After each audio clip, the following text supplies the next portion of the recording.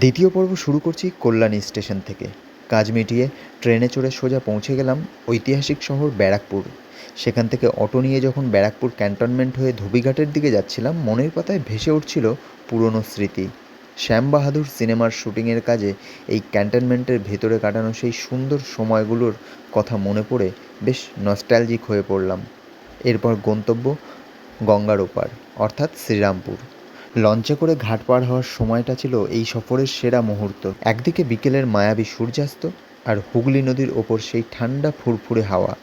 মনটা এক নিমেষেই শান্ত হয়ে গেল। সাথে নতুন শহর ঘোরার আনন্দ তো আছেই। ঘাট পেরিয়ে টোটো ধরে পৌঁছে গেলাম গ্র্যান্ড ট্রাঙ্ক রোড। সেখানেও দ্রুত কাজ সেরে চলে এলাম শ্রীরামপুর স্টেশন। এরপর আবারও ট্রেন যাত্রা। গেটের কাছে দাঁড়িয়ে ফুরফুরে হাওয়া আর বাদাম ভাজা খেতে খেতে কখন যে হাওড়া স্টেশন পৌঁছে গেলাম বুঝতেই পারলাম না। আজকের জার্নিটা এখানেই শেষ করছি। তবে পরের পর্ব, অর্থাৎ তৃতীয় পর্ব, শেষ পর্বে থাকছে আসল চমক।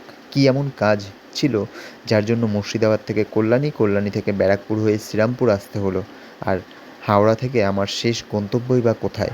জানতে হলে চোখ রাখুন পরবর্তী এবং শেষ পর্বে। আর ভিডিওটি ভালো লাগলে like, comment, share, subscribe, follow করে সাপোর্ট করতে একদম ভুলবেন না কিন্তু। সবাই ভালো থাকবেন। দেখা হচ্ছে আগামী পর্বে।